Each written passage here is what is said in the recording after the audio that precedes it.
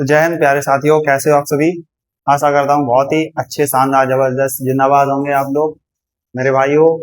तो आज आपकी जो हिस्ट्री की पीवाईक्यू सीरीज की क्लास नंबर 4 रहने वाली है। हिस्ट्री की पीवाईक्यू सीरीज की आज हम लोग कौन सी क्लास करने वाले हैं मेरे भाई। आज हम करने वाले हैं क्लास नंबर 4 करने वाले हैं। हिस्ट्री की पीवाईक्यू सीरीज की कौन सी क्लास है मेरे भाई, क्लास नंबर 4 है। और ये हम लोग क्या कर रहे हैं, अभी हिस्ट्री की पीवाईक्यूज चल रहे हैं जो क्लास नंबर 4 रहने वाली है। आपने पिछली क्लासों में देखा होगा कि बहुत ही शानदार तरीके से हम लोगों ने क्या किया। पिछली जो क्लासों में हम लोगों ने पीवाईक्यू सीरीज को अच्छे से पीवाईक्यूज जो भी 2026 में, अभी इनटेक 2026 में जो भी पीवाईक्यूज आए थे उनको हमने क्या किया था, अच्छे से समझते हुए आगे बढ़े थे। ठीक है, आज हम लोग क्या करने वाले हैं, आज हम लोग करने वाले हैं हिस्ट्री की और भी पीवाईक्यू सीरीज। हम लोग क्या कर रहे हैं, पीवाईक्यूज क्वेश्चन हम लोग क्या कर रहे हैं, यहाँ पर सॉल्व कर रहे हैं। ये सीरीज आपके एग्जाम के लिए बहुत ही ज्यादा इंपॉर्टेंट होने वाली है, बहुत ही ज्यादा महत्वपूर्ण होने वाली है। ठीक है, ये आपके एग्जाम के लिए यानी कि 2027 में जो भी आपका एग्जाम होने वाला है मेरे भाई मेरी बहन, तो वो आपके क्या है कि जब तक हम लोग क्या नहीं करेंगे, किसी पीवाईक्यूज को नहीं लगाएंगे किसी एग्जाम के, तो हम लोग क्या नहीं कर सकते, उसको उसके जो एग्जाम का पैटर्न है हम लोग वो पता नहीं कर सकते। तो ठीक है मेरे भाई,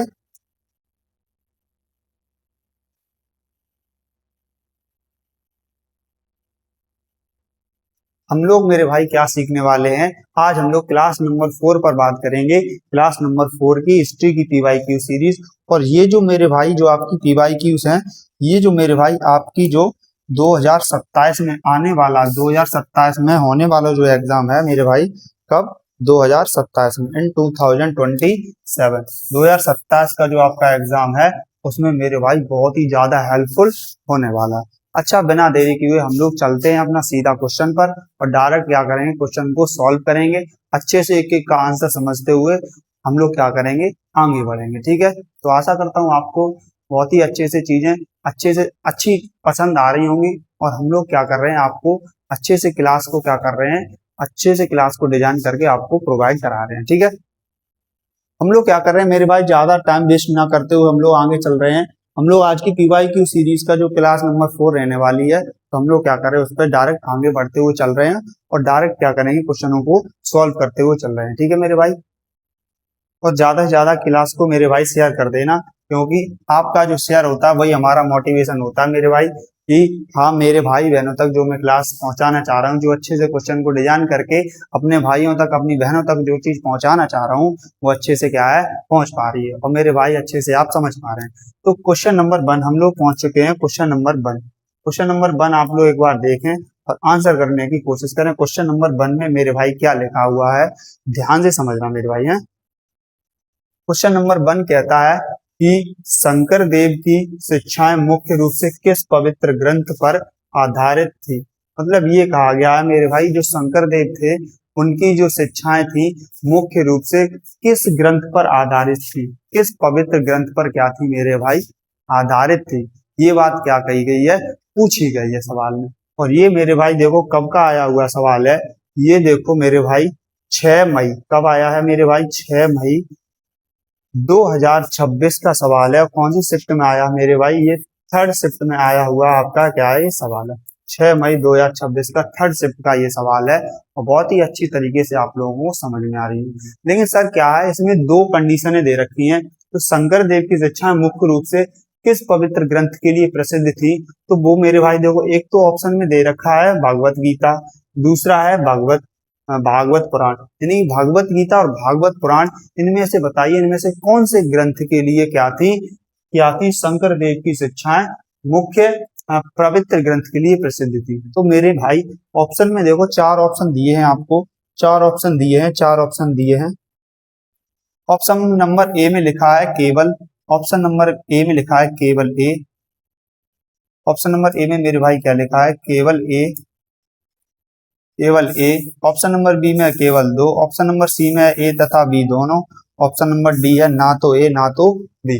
तो इसमें जो आपका सही जवाब हो जाएगा मेरे भाई वो हो जाएगा ऑप्शन नंबर सी आपका क्या हो जाएगा, यहाँ बिल्कुल सही जवाब हो जाएगा। ऑप्शन नंबर सी क्या हो जाएगा मेरे भाई, बिल्कुल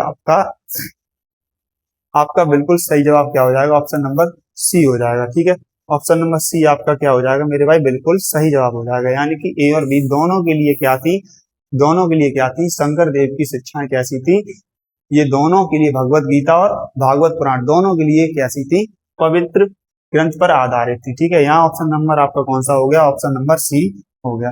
यहाँ हम कुछ और बात कर लेते हैं। यहाँ ऑप्शन नंबर सी की यहाँ बात हो गई है,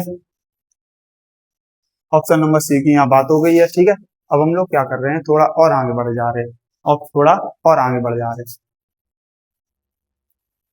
मेरे भाई। क्या है कि जो शंकर देव थे इन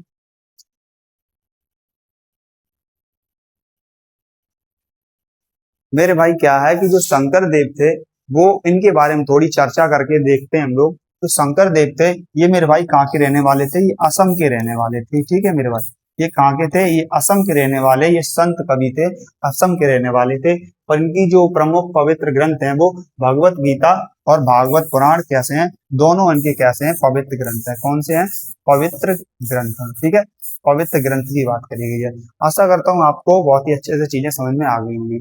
हम लोग नेक्स्ट सवाल पर चल रहे हैं, सवाल नंबर 2। सवाल नंबर 2 क्या है, और ये बहुत ही अच्छा सा सवाल था आपके। देखो सवाल नंबर 2 आपकी स्क्रीन के सामने है, बिल्कुल आंसर करने की क्या करें मेरे भाई, कोशिश करें कि सवाल नंबर 2 क्या है, ध्यान से देखना। सवाल नंबर 2 कहता है मेरे भाई, सवाल नंबर 2 में लिखा हुआ है, अच्छे से समझना, अच्छे से आंसर करने की कोशिश करना मेरे भाई।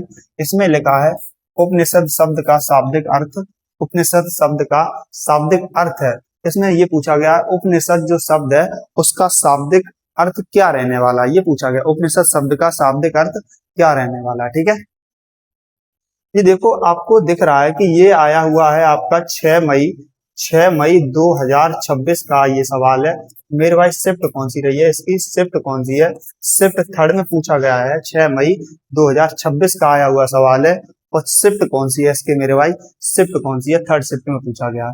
ठीक है, इसका जो सही जवाब हो जाएगा option number B, option number D sorry, option number D आपका क्या कैसा हो जाएगा, बिल्कुल सही और सटीक जवाब हो जाएगा। यानी कि पास में ही नीचे बैठना, उपनिषद शब्द का अर्थ होता है पास में ही नीचे बैठना। पास में ही नीचे बैठने का अर्थ क्या है, तो उपनिषद का ही मतलब होता है, वो जो उपनिषद शब्द है मेरे भाई, ये 3 अक्षरों से मिलकर बना है। एक तो उप का मतलब होता है पास,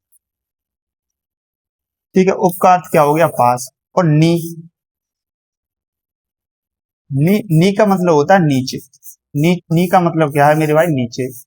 और सद, शद शद का अर्थ होता है बैठना, बैठना।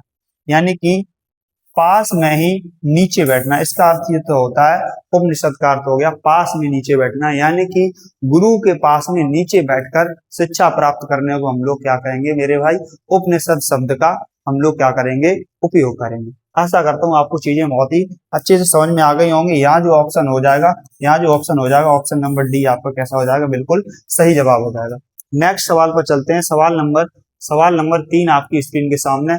एक बार अच्छे से पढ़ें और आंसर करने की क्या करें, बहुत ही अच्छी तरीके से कोशिश करें। ठीक है, सवाल नंबर 3 क्या कहता है मेरे भाई, ध्यान से समझना इसको। सवाल नंबर 3 क्या कहता है, सवाल नंबर 3 में लिखा हुआ है, सवाल नंबर 3 में मेरे भाई क्या लिखा है, सवाल नंबर 3 कहता है,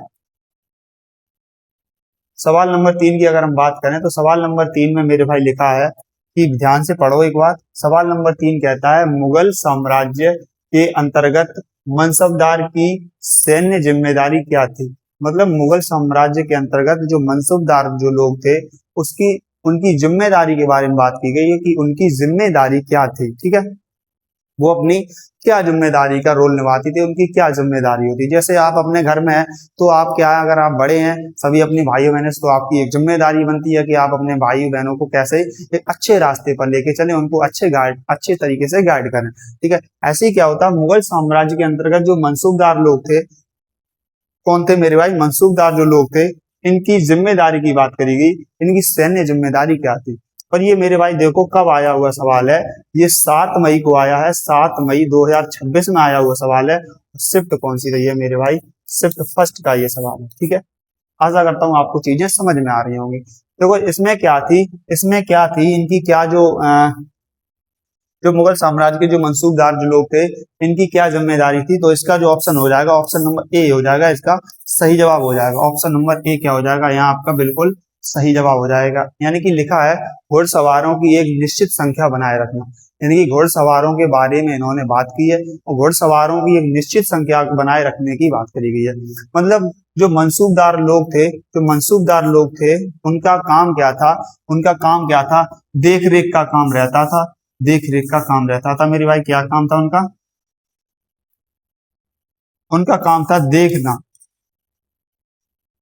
देख रेख का काम रहता था। मतलब की है कि जैसे उनको क्या घोड़ों की देखभाली करना है और अपनी सेना की देखभाली करना है और सेना को एकदम अच्छे तरीके से तैयार करके रखना है। और मेरे भाई ये जो मंसूबदार की जो प्रथा है वो किसके द्वारा चलाई गई थी? वो किसके द्वारा चलाई गई थी? वो चलाई गई थी मेरे भाई अकबर के द्वारा। अकबर के द्वारा ये क्या चलाई गई थी? प्रथा को चलाया गया था। अकबर के द्वारा इस प्रथा को चलाया गया था। ठीक है, अकबर के द्वारा। ठीक है मेरे भाई, आशा करता हूँ आपको चीजें समझ में आ गई होंगी। नेक्स्ट सवाल पर चलते हैं। सवाल नंबर नेक्स्ट आपकी स्क्रीन पर सवाल नंबर 4। सवाल नंबर 4 क्या कहता है मेरे भाई? अच्छे से देखो, आंसर करने की क्या करो मेरे भाई, कोशिश करो। सवाल नंबर 4 आपकी स्क्रीन के सामने है।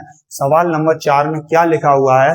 सवाल नंबर 4 को एक बार पढ़ें और आंसर करने की कोशिश करें। ठीक है मेरे भाई, सवाल नंबर 4 क्या कहता है? सवाल नंबर 4 क्या कहता है? अर्थशास्त्र जिसे पारंपरिक रूप से चाणक्य से जोड़ा जाता है मुख्य रूप से डैश डैश डैश से संबंधित है। मतलब पूछा गया है जो अर्थशास्त्र है वो किसे पारस्परिक रूप से चाणक्य से जोड़ा जाता है, तो ये किससे संबंधित है? ये बात कही गई है मेरे भाइयों की, ये बात क्या कही है? कही गई है। ठीक है, तो जो मेरे भाई अर्थशास्त्र जो है वो चाणक्य से जोड़ा जाता है। मतलब इसका मतलब ये है तो अर्थशास्त्र को मुख्य रूप से किसने लिखा था? वो लिखा था मेरे भाई चाणक्य ने लिखा। ठीक है, और ये इसके किसके बारे में इसमें बात करी गई है? देखो 7 मई 2026 का शिफ्ट कौन सी है? शिफ्ट सेकंड शिफ्ट का एग्जाम है। 7 मई 2026 सेकंड शिफ्ट का ये एग्जाम हुआ था, उसमें ये सवाल आया था। इसमें देखो, इसमें क्या है? ऑप्शन नंबर ए लिखा है कविता और साहित्य, ऑप्शन नंबर 2 में है धार्मिक अनुष्ठान, ऑप्शन नंबर 3 है शासन कला और प्रशासन, ऑप्शन नंबर 4 है खगोल। ऑप्शन नंबर 4 में क्या लिखा है? खगोल लिखा हुआ है। ठीक है, इसमें आपका सही जवाब क्या हो जाएगा मेरे भाई? इसमें आपका जो सही जवाब हो जाएगा वो बताइए आप। इसमें आपका जो सही जवाब क्या हो जाएगा? इसमें जो ऑप्शन नंबर सी है आपका बिल्कुल सही जवाब हो जाएगा। यानी कि जो चाणक्य की बात करी गई है वो किससे संबंधित है? शासन कला और प्रशासन से संबंधित है मेरे भाई। किससे? शासन कला और प्रशासन। अगर हम चाणक्य के बारे में थोड़ी बात कर लें, तो चाणक्य का ही नाम, दूसरा नाम, इनका दूसरा नाम कौटिल्य है। इनका दूसरा ही नाम क्या है? कौटिल्य के नाम से जानते हैं। इनको दूसरा नाम क्या है? कौटिल्य के नाम से जानते हैं। ठीक है, और इनको हम लोग विष्णुगुप्त के नाम से भी जानते हैं मेरे भाई। इनका एक और नाम है, इनका नाम है विष्णुगुप्त। क्या है मेरे भाई?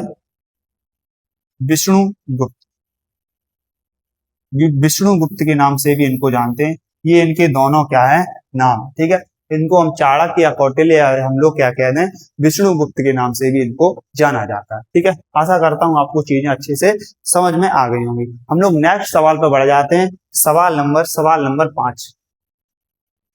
सवाल नंबर 5 आपकी स्क्रीन के सामने है, एक बार देखो और आंसर करने की कोशिश करो। ठीक है, क्या करो? आंसर करने की कोशिश करो। इसमें लिखा है सवाल नंबर 5 क्या कहता है मेरे भाई? 5 क्या कहता है? सवाल नंबर 5 में लिखा हुआ है, क्या लिखा मेरे भाई? एक बार देखो ध्यान से। सवाल नंबर 5 में लिखा है, सल्तनत के अधीन एकता प्रणाली मध्य युगीन यूरोप की सामंती प्रणाली से मुख्य इसलिए मिलती जुलती थी क्योंकि इसका मतलब ये है कि जो सल्तनत के अधीन एकता प्रणाली और मध्य युगीन यूरोप की सामंती प्रणाली की मुख्यतः इसलिए मिलती जुलती थी। भाई वो क्यों मिलती जुलती थी, ये बात पूछी गई है। और ये देखो आपका 7 मई 2026 का सेकंड शिफ्ट का आया हुआ एग्जाम है मेरे भाई। कब आया हुआ है? सेकंड शिफ्ट का एग्जाम है। तो वो मेरे भाई कब मिलती जुलती थी, क्यों मिलती जुलती थी, दोनों के बारे में बात पूछी गई है। तो आप बताइए इसका सही जवाब क्या हो जाएगा, बताओ मेरे भाई।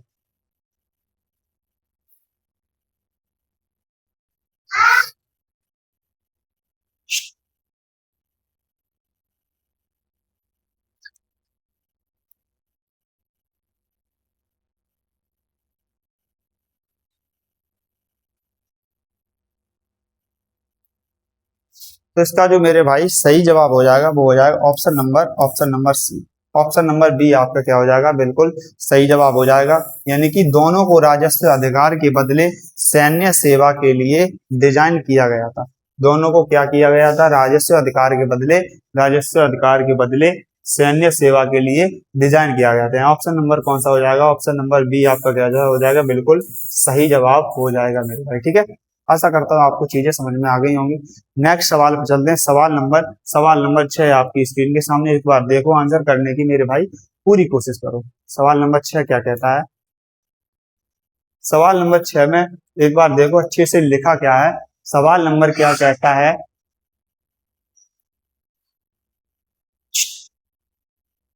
सवाल नंबर क्या कहता है, सवाल नंबर 6 में मेरे भाई लिखा है कि सवाल नंबर 6 में लिखा है कि सवाल नंबर 6 में लिखा है किस अधिनियम ने पहली बार भारतीयों को केंद्रीय विधानसभा में प्रतिनिधित्व दिया। किस अधिनियम ने पहली बार भारतीय भारतीय को केंद्रीय विधानसभा में प्रतिनिधित्व दिया, ये बात करी गई है सवाल नंबर 6। और ये आपका मेरे भाई 7 मई 2026 में पूछा हुआ सेकंड शिफ्ट में आया हुआ ये मेरे भाई सवाल है। शिफ्ट सेकंड में आया हुआ ये सवाल है। इसका सही आंसर क्या हो जाएगा, आप लोग कमेंट करके जल्दी बताएं। इसका सही और सटीक जवाब क्या हो जाएगा मेरे भाई। तो बताइए मेरे भाई इसका जो सही जवाब क्या हो जाएगा। इसका जो सही जवाब हो जाएगा मेरे भाई option number C. Option number C आपका क्या हो जाएगा, बिल्कुल सही आंसर हो जाएगा। यानी कि इसको हम लोग कहते हैं भारतीय परिषद अधिनियम 1900, भारतीय परिषद अधिनियम 1909। भारतीय परिषद अधिनियम 1909 के तहत भारतीयों को केंद्रीय विधानसभा में प्रतिनिधित्व दिया गया है मेरे भाई। ठीक है, अब इसमें ऑप्शन नंबर कौन सा हो गया, ऑप्शन नंबर सी क्या होगा आपकी बिल्कुल सही जवाब हो गया। अगर हम इसकी थोड़ी और बात कर लें तो इसी को मेरे भाई क्या कहा जाता है, इसी अधिनियम को हम लोग एक नाम से और जानते हैं। इसी अधिनियम को हम लोग Morley Minto Morley Minto Morley Minto Morley Minto अधिनियम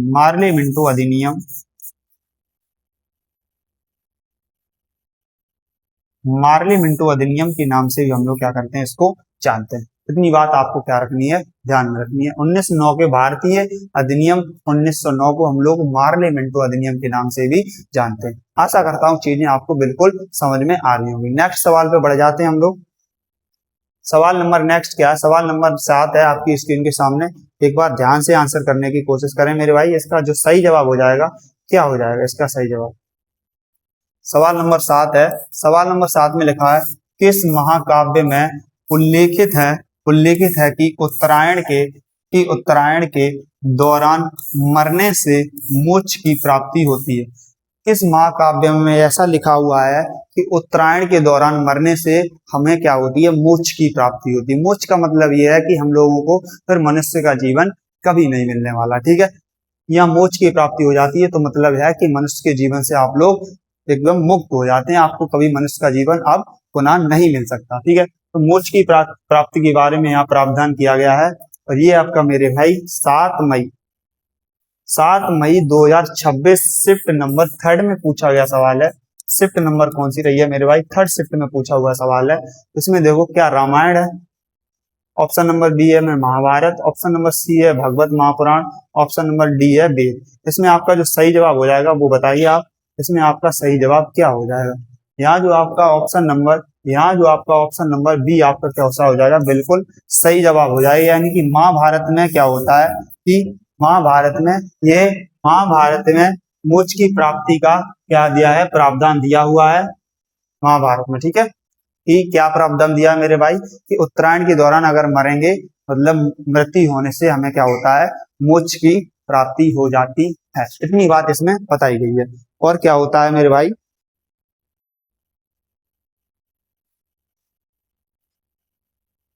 चीजें अच्छे से आपको समझ में आ गई होंगी। इसमें ऑप्शन नंबर क्या हो जाएगा, ऑप्शन नंबर बी आपका क्या हो जाएगा, बिल्कुल सही जवाब हो जाएगा। ठीक है, option number B will be the right answer. Next सवाल पे हम लोग बढ़ जाते हैं। सवाल नंबर 8।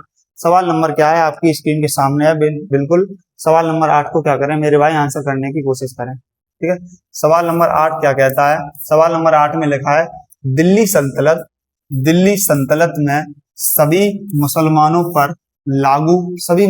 पर लागू धार्मिक करों में से एक था। मतलब पूछा यह गया है कि दिल्ली ऐसी सल्तनत में कि सभी मुसलमानों पर एक कर वसूला जाता था, एक लगान वसूली जाती थी, वो लगान धार्मिक करों में से कौन सी थी।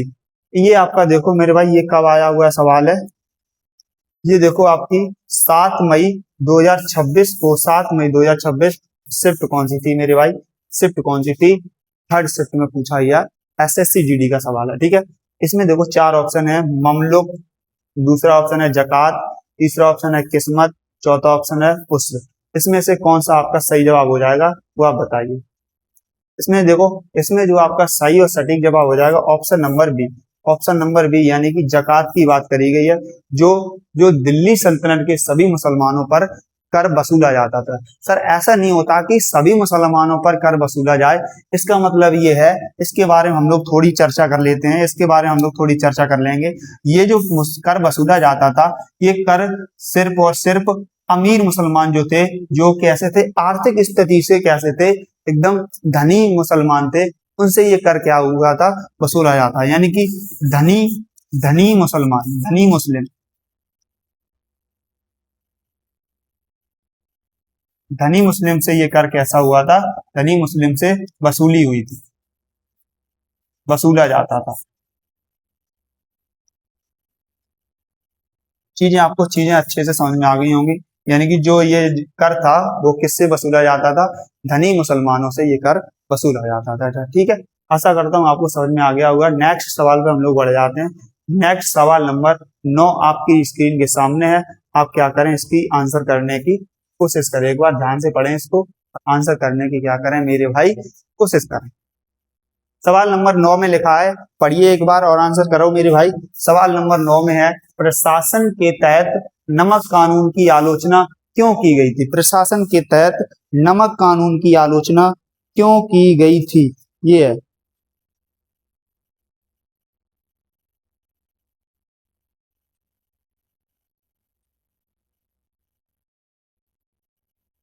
तो प्रशासन के तहत, ब्रिटिश प्रशासन के तहत नमक कानून की आलोचना क्यों की गई थी, क्यों की गई थी, पूछा है। ब्रिटिश प्रशासन के तहत नमक कानून की आलोचना क्यों की गई थी। और ये मेरे भाई कब का सवाल है, 8 मई 2026, शिफ्ट कौन सी है मेरे भाई, फर्स्ट शिफ्ट का ये सवाल है, शिफ्ट कौन सी है, फर्स्ट शिफ्ट का आया हुआ सवाल है।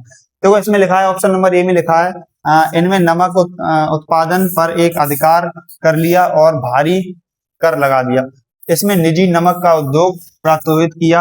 और तीसरा है, इसमें भारतीय को नमक के मैदान तक मुफ्त पहुंच की अनुमति दी। चौथा है, इनमें पारंपरिक नमक बनाने के तरीके को समाप्त कर दिया। इसमें से आपका सही जवाब क्या हो जाएगा मेरे भाई, सही जवाब बताओ, इसका आपका सही जवाब क्या हो जाएगा। देखो इसका जो सही और सटीक जवाब हो जाएगा मेरे भाई, तो वो हो जाएगा, इसका जो सही जवाब हो जाएगा, वो सही जवाब क्या होगा, इसका जो राइट आंसर होने वाला है वो राइट आंसर हो जाएगा ऑप्शन नंबर ए। ऑप्शन नंबर ए आपका बिल्कुल कैसा हो जाएगा, सही जवाब हो जाएगा। ठीक है, ऑप्शन नंबर ए आपका कैसा हो जाएगा, बिल्कुल सही जवाब हो जाएगा। यानी कि ऑप्शन नंबर ए आपका बिल्कुल सही है। यानी कि इसमें लिखा है, इसमें क्या लिखा है मेरे भाई, ऑप्शन नंबर ए में लिखा है कि इसमें नमक उत्पादन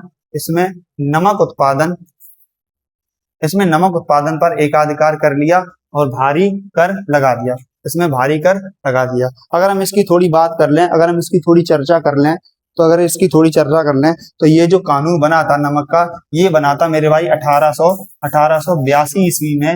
1882 ईस्वी में इस कानून को क्या किया था, ब्रिटिश सरकार द्वारा, किसके द्वारा, ये किसके द्वारा बनाया गया था, ब्रिटिश सरकार द्वारा।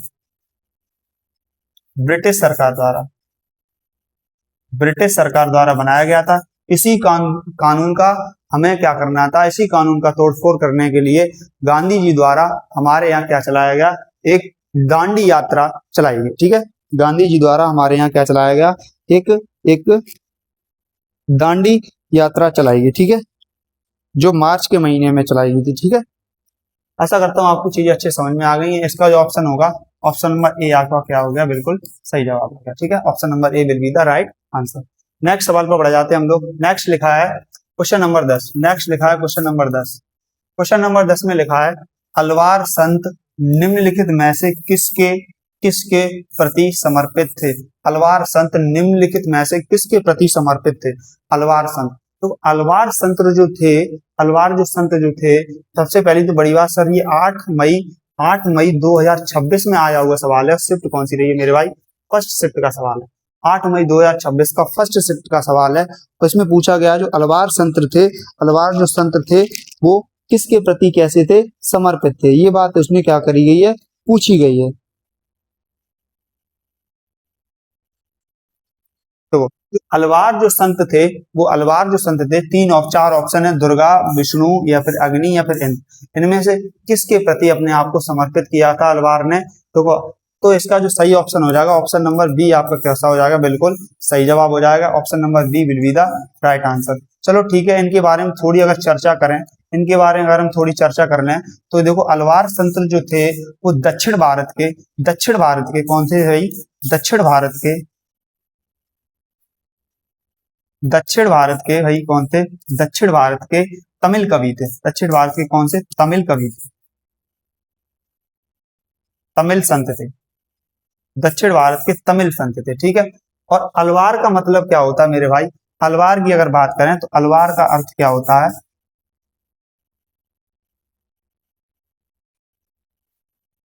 तो अलवार के अर्थ की बात कर लें तो अलवार का अर्थ होता है मतलब ईश्वर के प्रति या फिर कह दो भगवान के प्रति अपने आप को भगवान के प्रति समर्पित, भगवान के प्रति समर्पित, भगवान के प्रति समर्पित होना, ये अलवार का क्या होता है, अर्थ होता है। ठीक है, ये अलवार के अर्थ की बारे में बात है। और ये जो अलवार जो थे भगवान विष्णु से कैसे थे, समर्पित थे। और अलवार ही कैसे थे मेरे भाई, दक्षिण भारत के तमिल संत थे। कौन थे, दक्षिण भारत के तमिल में रहने वाले संत थे। ठीक है, आशा करता हूँ आपको चीजें समझ में आ गई। नेक्स्ट सवाल पर बढ़ जाते हैं। सवाल नंबर यहाँ आ गया, सवाल नंबर 11। सवाल नंबर 11 को एक बार पढ़ो मेरे भाई, आंसर करो, इसका क्या हो जाएगा सही जवाब। सवाल नंबर 11 में मेरे भाई बात करी गई है, सवाल नंबर 11 की अगर बात कर लें तो वैदिक ढांचे में निम्नलिखित में से कौन सा उद्देश्य नैतिक जीवन पर जोर देता, नैतिक जीवन पर जोर देता। यानी कि वैदिक ढांचे में ऐसा कौन सा उद्देश्य है जो हम लोगों का भौतिक नैतिक जीवन में क्या है, जोर डालता। ये मेरे भाई देखो एसएससी जीडी का 8 मई 2026 शिफ्ट कौन सी रही मेरे भाई, फर्स्ट शिफ्ट का ये सवाल है। 8 मई 2026 फर्स्ट शिफ्ट का ये सवाल है। ठीक है, इनमें से कौन सा आपका सही जवाब हो जाएगा मेरे भाई बताइए। ऑप्शन नंबर ए है अर्थ, ऑप्शन नंबर बी है काम, ऑप्शन नंबर सी है धर्म, ऑप्शन नंबर डी है मोक्ष। इनमें से आपका सही जवाब बताइए। इनमें से आपका जो सही जवाब क्या हो जाएगा, सही जवाब क्या करें आप लोग आंसर करें, कोशिश करें। देखो इसका जो ऑप्शन नंबर सी क्या हो जाएगा, बिल्कुल सही जवाब हो जाएगा। यानी कि धर्म की बात करी गई है, यहाँ ऑप्शन नंबर सी आपका will be the right answer हो जाएगा। ठीक है मेरे भाई, यहाँ ऑप्शन नंबर सी आपका कैसा हो गया, बिल्कुल सही जवाब हो गया। ठीक है, आशा करता हूँ चीजें आपको अच्छे से समझ में आ गई होंगी। अब हम लोग क्या बढ़ जाते हैं आगे, नेक्स्ट क्वेश्चन पर बढ़ जाते हैं। क्वेश्चन नंबर 12 आपकी स्क्रीन के, क्वेश्चन नंबर 13 आपकी स्क्रीन के सामने। ठीक है, क्वेश्चन नंबर 13 में क्या बात करेंगे, ध्यान से पढ़े मेरे भाई, आंसर करें। लिखा है निम्नलिखित में से कौन सा संतलत काल का एक प्रसिद्ध ऐतिहासिक कार था, एक प्रसिद्ध ऐतिहासिक कार था। इसमें से पूछा गया है कि ऐसा कौन सा एक सल्तनत काल का प्रसिद्ध ऐतिहासिक कार था। देखो ये मेरे भाई कब पूछा गया है, 8 मई, कब है 8 मई 2026 का। और शिफ्ट कौन सी है, शिफ्ट सेकंड शिफ्ट का ये मेरे भाई सवाल है। 8 मई 2026 सेकंड शिफ्ट का सवाल है। तो 4 ऑप्शन है अमीर खुसरो, दूसरा ऑप्शन है अबुल फजल, तीसरा है अलबरूनी, चौथा है जियाउद्दीन बरनी, जियाउद्दीन बरनी।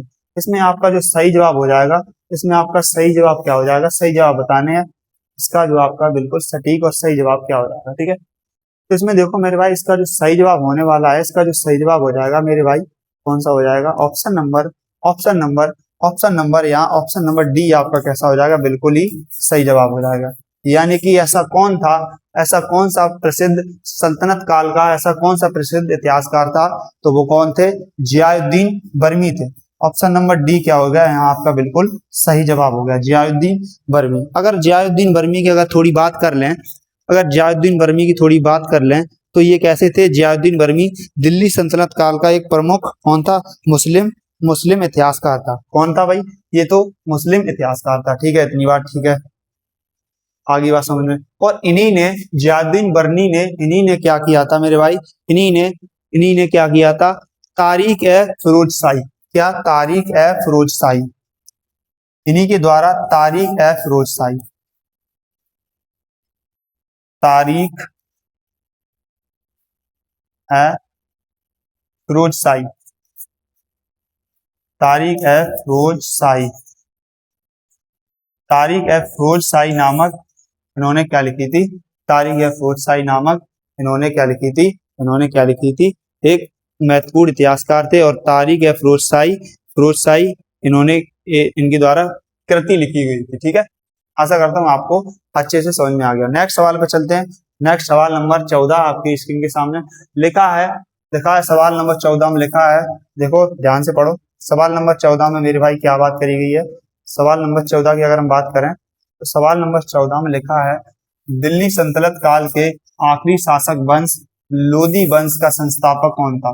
मतलब लोधी वंश का संस्थापक की बात करेंगे, लोधी वंश का संस्थापक कौन था, ये बात करेंगे। देखो एसएससी जीडी 8 मई 2026 को आया हुआ सवाल है, शिफ्ट कौन सी रही है मेरे भाई, थर्ड शिफ्ट का सवाल है, ठीक है। एसएससी जीडी 2026 का थर्ड शिफ्ट का सवाल है। अगर इसमें ये पूछा गया दिल्ली सल्तनत के आखिरी शासक वंश लोधी वंश का संस्थापक कौन था, चार ऑप्शन है, Sikandar Lodhi, option number B है Ibrahim Lodhi, option number B है Bahlul Lodhi, option number D है नरसिम उद दीन लोधी। इसमें से आपका सही जवाब क्या हो जाएगा, इसमें से आपका मेरे भाई सही जवाब क्या हो जाएगा।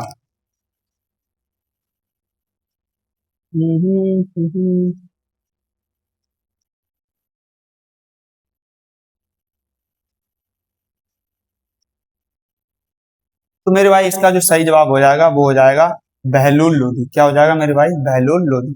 ऑप्शन नंबर सी आपका कैसा हो जाएगा, बिल्कुल सही जवाब हो जाएगा। ऑप्शन नंबर सी आपका कैसा हो जाएगा, बिल्कुल सही जवाब हो जाएगा। Option number C will be the right answer, Bahlul Lodhi. अगर हम यहाँ पे हम थोड़ी और बात कर लें बहलूल लोधी के बारे में, तो बहलूल लोधी ने 1400 सर 15 ईस्वी में 1415 ईस्वी में क्या किया था,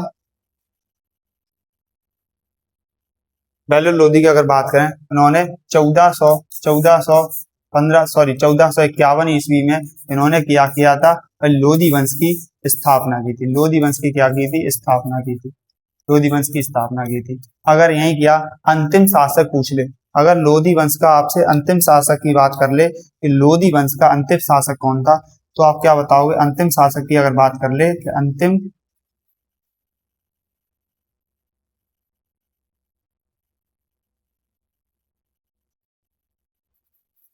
अंतिम शासक कौन था लोधी वंश का, तो आप क्या बताएंगे मेरे भाई, अंतिम शासक की अगर बात कर ले तो आप क्या बता देंगे।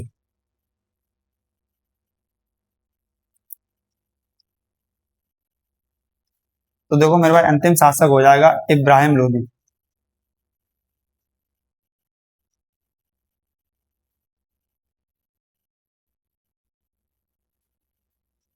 अंतिम शासक मेरे भाई कौन हो जाएगा, इब्राहिम लोधी हो जाएगा, ठीक है। आशा करता हूँ आपको चीजें समझ में आ गई होंगी। नेक्स्ट सवाल पर बढ़ जाते हैं। नेक्स्ट सवाल क्या है, नेक्स्ट सवाल आपकी स्क्रीन के सामने, इसमें देखो आंसर करने की भाई मेरे कोशिश करो। नेक्स्ट सवाल क्या लिखा है, 15 सवाल नंबर 15 में लिखा क्या है, ध्यान से देखा, आंसर करो। लिखा है साइमन कमीशन 1927 का बहिष्कार क्यों किया गया था। साइमन कमीशन 1927 का बहिष्कार क्यों किया गया था। इसमें देखो, ये देखो मेरे भाई, 8 मई 2026 शिफ्ट कौन सी है, शिफ्ट कौन सी है मेरे भाई, थर्ड शिफ्ट का आया हुआ सवाल है। ऑप्शन नंबर, इसमें जो आपका सही जवाब हो जाएगा, इसमें जो आपका सही जवाब हो जाएगा, पहले लिखा है क्योंकि इंसानों भारतीय सदस्य को शामिल नहीं किया था, सही है बिल्कुल। इसमें लिखा है क्योंकि इसमें प्रांतीय सदस्यता का अनुष्ठान की थी, बिल्कुल। उसमें क्या है, क्योंकि इसमें स्वतंत्रता उपनिषदों का प्रस्ताव रखा था। नेक्स्ट है क्योंकि इसमें पृथक निर्वाचकों की समाप्त कर दी थी। इसमें जो आपका सही जवाब है, इसमें जो आपका सही जवाब है मेरे भाई, ऑप्शन नंबर ए क्या है, बिल्कुल आपका सही जवाब है। यानी कि इसमें क्या किया गया था, किसी भी भारतीय को शामिल नहीं किया गया था, किसी भी भारतीय को क्या नहीं किया गया था, शामिल नहीं किया गया था। इसमें सदस्य की बात करें, सदस्य कितने थे, अगर इसमें सदस्य की बात करें, इसमें सदस्य टोटल थे 7 सदस्य थे, और सातों कौन से, ब्रिटिश सरकार के लोग थे। कौन से भाई मेरे, सातों लोग कौन से थे, ब्रिटिश सरकार से, ब्रिटिश सरकार के लोग थे। और इन्होंने क्या नहीं किया था, एक भी भारतीय लोग को इसमें शामिल नहीं किया गया था। इसलिए क्या किया गया था, साइमन कमीशन को 2027 में क्या कर दिया था, बहिष्कार कर दिया था। ठीक है, आशा करता हूँ आपको समझ में आ गया हो। नेक्स्ट सवाल पर बढ़ जाते हैं। सवाल नंबर 16 लिखा है आपकी स्क्रीन के सामने। सवाल नंबर 16 क्या है, एक बार पढ़े, आंसर करें मेरे भाई। सवाल नंबर 16 में अगर बात करी गई है, सवाल नंबर 16 में मेरे भाई लिखा है, सवाल नंबर 16 में क्या है, लिखा है annihilation of caste, annihilation of caste, ये एक पुस्तक का नाम है। एनिहिलेशन ऑफ कास्ट पुस्तक के लेखक कौन है भाई, लेखक की बात करी गई है, एक पुस्तक का नाम है एनिहिलेशन ऑफ कास्ट। मतलब क्या है, annihilation of caste, annihilation of caste पुस्तक के भाई मेरे लेखक कौन है। तो ये देखो 8 मई को पूछा गया है, 8 मई 2026 में आया हुआ। शिफ्ट कौन सी है मेरे भाई, थर्ड शिफ्ट का सवाल है। ठीक है, इसमें लिखा है ऑप्शन नंबर ए है B R Ambedkar, option number B है Dadabhai Naoroji, option number C है Taraknath Das, option number D है चित्तरंजन दास। इसका सही जवाब मेरे भाई बताइए, इसका सही जवाब क्या हो जाएगा, इसका सही जवाब क्या हो जाएगा। ठीक है, इसमें बताइए, देखो इसमें जो क्या नाम है, एनिहिलेशन ऑफ कास्ट की अगर हम बात करें, एनिहिलेशन ऑफ कास्ट की अगर हम बात करें, तो इसमें जो इस जो पुस्तक को लिखा गया है, ये लिखा है आपका बी आर अम्बेडकर ने। किसने लिखा है मेरे भाई, बी आर अम्बेडकर ने लिखा है। ठीक है, बी आर अम्बेडकर के, किसने लिखा है मेरे भाई, बी आर अम्बेडकर ने लिखा है। ठीक है, बी आर अम्बेडकर, यानी कि ऑप्शन नंबर ए, ऑप्शन नंबर ए क्या हो जाएगा यहाँ आपका, बिल्कुल सही जवाब हो जाएगा। Option number A will be the right answer. B R Ambedkar ने क्या किया था, यानी कि एनिहिलेशन ऑफ कास्ट की पुस्तक को क्या किया गया था, इन्होंने लिखा था। ठीक है, अगर हम बात करें एनिहिलेशन कास्ट और पुस्तक की, इसके बारे में थोड़ी बात कर लें। इसका मतलब क्या होता है, इसका मतलब होता है, इसका मतलब होता है जाति का विनाश। क्या मतलब होता है इसका, जाति का विनाश, जाति का विनाश, जाति का विनाश। यानी कि इस पुस्तक का अगर मतलब निकालें तो इसका मतलब हो गया जाति का विनाश। और ये इन्होंने डॉक्टर बी आर अम्बेडकर द्वारा 1936 ईस्वी में, 1936 ईस्वी में इस पुस्तक को क्या किया था, लिखा गया था। 1936 ईस्वी में डॉक्टर बी आर अम्बेडकर द्वारा इस पुस्तक को क्या किया था मेरे भाई, लिखा गया था। तो ये पॉइंट क्या है, आप लोग याद रखना। ठीक है, आप लोग क्या करना है, इस पॉइंट को याद रखना। नेक्स्ट सवाल पे हम लोग बढ़ जाते हैं। सवाल नंबर 17 आपकी स्क्रीन के सामने। सवाल नंबर 17 में लिखा है, ध्यान से समझना। सवाल नंबर 17 में मेरे भाई लिखा हुआ है, निम्नलिखित में से किस रानी ने अपने शिलालेखों पर अपना नाम बदला और पुरुष होने का दिखावा किया। ऐसी कौन सी रानी थी जिसने क्या किया, अपने शिलालेखों पर अपना नाम बदलकर पुरुषों का होने का, मतलब पुरुष होने का दिखावा किया। ऐसी कौन सी रानी थी भाई। एसएससी जीडी का 9 मई 2026 में जो शिफ्ट फर्स्ट का एग्जाम हुआ था, उसमें सवाल पूछा गया था। 4 ऑप्शन है, चित्तूर चैतम्मा, दूसरा ऑप्शन है रुद्रमा देवी, तीसरा ऑप्शन है चांद बीवी, चौथा ऑप्शन है दुर्गावती। इसका जो सही जवाब क्या हो जाएगा मेरे भाई, इसका सही जवाब आप बताइए, इसका सही जवाब क्या हो जाएगा मेरे भाई। इसका जो राइट ऑप्शन हो जाएगा, इसका जो सही जवाब हो जाएगा option number B. Option number B क्या हो जाएगा आपका, बिल्कुल सही जवाब हो जाएगा option number B. Option number B क्या है, रुद्र माँ देवी, रुद्र माँ देवी। ऑप्शन नंबर बी आपका यहाँ क्या हो जाएगा, बिल्कुल सही जवाब हो जाएगा। इन्होंने क्या किया था, वही अपने शिलालेखों पर क्या किया था, अपने शिलालेखों पर अपना नाम बदला देकर पुरुषों पुरुषों पुरुष होने का दिखावा किया था। ठीक है, ऑप्शन नंबर बी क्या हो जाएगा यहाँ आपका राइट आंसर हो जाएगा। क्या हो जाएगा मेरे भाई, राइट आंसर हो जाएगा। ठीक है, option number B will be the right. ठीक है, नेक्स्ट हम लोग बढ़ जाते हैं।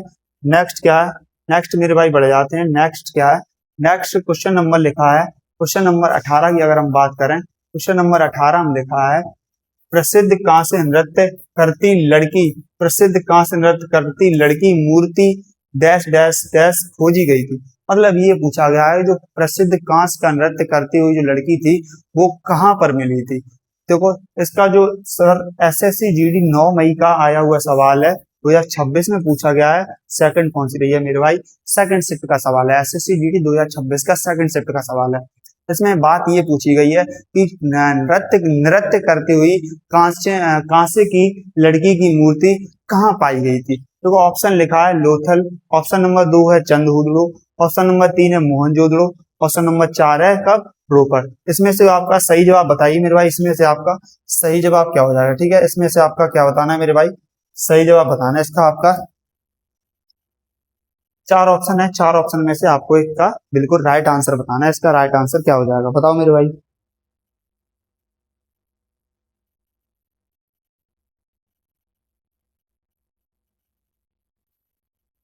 इसका जो सही जवाब हो जाएगा मेरे भाई क्या हो जाएगा, option number C, option number C क्या हो जाएगा इसका, मोहनजोदड़ो। यानी कि ऑप्शन नंबर सी की अगर हम बात करें तो यहाँ क्या हो जाएगा, C will be the right answer. अगर हम थोड़ी और बात कर लें कि मोहनजोदड़ो की जब क्या हुई थी, जब क्या हुई थी मेरे भाई, मोहनजोदड़ो की जब क्या हुई थी, जब क्या हुई थी, जब खुदाई हुई थी। क्या हुई थी मेरे भाई, खुदाई। मोहनजोदड़ो की जब खुदाई हुई थी कब हुई थी मेरे भाई, सन सन सन 1900 सन 1926 ईस्वी में, सन 1926 ईस्वी में जब मोहनजोदड़ो की खुदाई हुई थी तब ये कांसे की नसनियां वहां क्या मिली थी, प्राप्त हुई थी। ठीक है, अगर हम बात कर लें ये वर्तमान में कहां पर स्थित है, ये वर्तमान में कहां पर स्थित है, अगर हम बात कर लें ये वर्तमान में मेरे भाई पाकिस्तान में स्थित है। कहाँ स्थित है, ये वर्तमान में मेरे भाई पाकिस्तान में स्थित है। कहां पर है, पाकिस्तान में। ठीक है, आशा करता हूँ आपको चीजें समझ में आ गई होंगी। ठीक है, अगर हम और इसकी अगर बात करें तो ये भाई मोहनजोदड़ो की जो खुदाई हुई थी वो सर किसने करवाई थी, दयाराम साहनी ने, दयाराम साहनी ने की थी।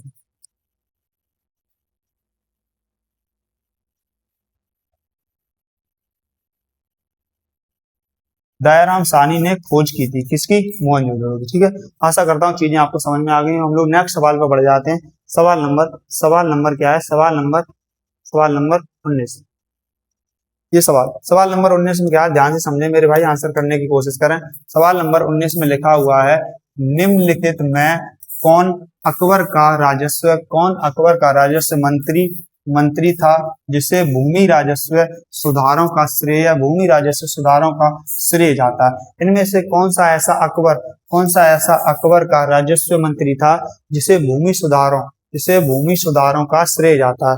इसका देखो, इसका आपको जवाब जो बताना है, इसका जवाब आपको कमेंट बॉक्स में आंसर करके बताना है। कब बताना है भाई, ये आपका जो सवाल हो गया ये आपका HW का सवाल हो गया, होमवर्क में आपको बताना है और इसका आपको कमेंट बॉक्स में कमेंट करके बताना है। कमेंट बॉक्स में मेरे भाई कमेंट करके बताना है कि इसका सही जवाब क्या हो जाएगा। कमेंट करके आपको बताना है इसका सही जवाब क्या हो जाएगा।